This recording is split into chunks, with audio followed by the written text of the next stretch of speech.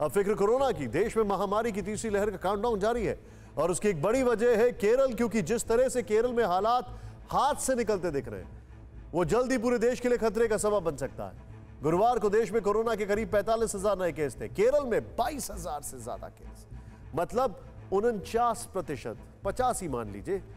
देश की आबादी 136 करोड़ के करीब है और वहां 45,000 मरीज मिले हैं, जबकि सिर्फ 3.5 करोड़ की आबादी वाले केरल में 22,000 केस हैं। यह सिलसिला लगातार कई दिनों से चलता आ रहा है। देश में सबसे ज्यादा नए केस केरल से रिपोर्ट हो रहे हैं, जो बताता है कि जहां देश के बाकी हिस्सों में कोरोना संक्रमण की चेन कमजोर पड़ी है, केरल में उल्टा हुआ है। वहां संक्रमण की चेन मजबूत होती जा रही है।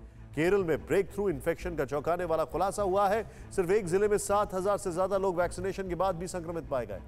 इस सब के बीच सबसे बड़ा वो खतरा है जहां वायरस के म्यूटेट होने का मौका मिल रहा है। ये सब केरल में क्यों हो रहा है और केरल समेत पूरे देश के लिए कितना खतरनाक साबित हो रहा है, देखें ये रिपोर्ट।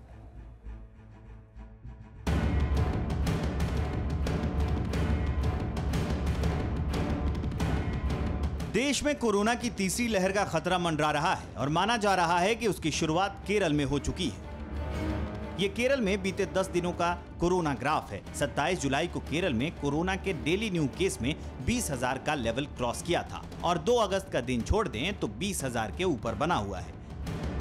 इतनी ज्यादा तादाद में केस सामने आना फिक्र बढ़ा रहा है और उससे ज्यादा फिक्र बढ़ा रहा है नए केस का लगातार उसी स्तर पर बने रहना, क्योंकि लंबे समय तक वायरस के लोगों के बीच में रहने का मतलब है कि संक्रमण की चेन टूट नहीं रही, यानी वायरस को म्यूटेट करने का मौका मिल रहा है। इसलिए नए वेरिएंट की आशंका बढ़ रही है कि लंबे समय तक वायरस कब रहेगा, जब तक उसको होस्ट मिलता रहेगा। जब तक होस्ट नहीं मिलेगा तो वह जो है जल्दी खत्म होगा। ये वायरस जो है आरएनए वायरस होता है और इस आरएनए वायरस का कि जितने बार होस्ट में जाएगा वो मल्टीप्लिकेशन होता है, होस्ट के अंदर जाके मल्टीप्लाई करता रहता है और वह जो है जितनी बार मल्टीप्लाई करेगा चांसेस हमेशा रहेंगे म्यूटेशंस होने के। केरल में वायरस में बदलाव की आशंका सच होती दिख रही है, क्योंकि केरल में वैक्सीनेशन के बाद भी संक्रमण का चौंकाने वाला और फिक्र बढ़ाने वाला आंकड़ा सामने आया है।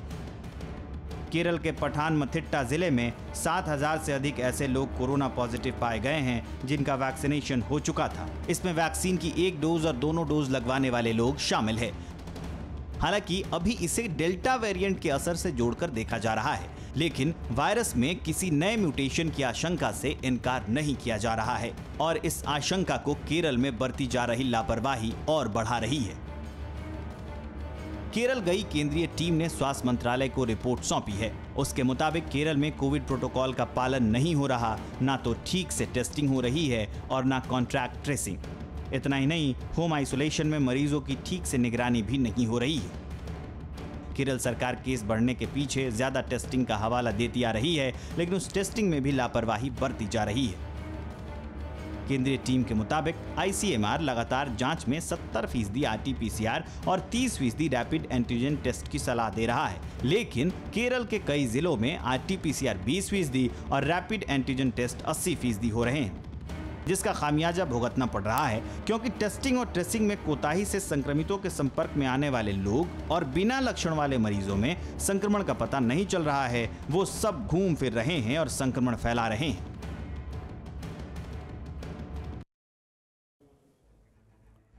कुल मिलाकर अगर बात की जाए तो वनरेबिलिटी बहुत ज्यादा है और बचना पड़ेगा।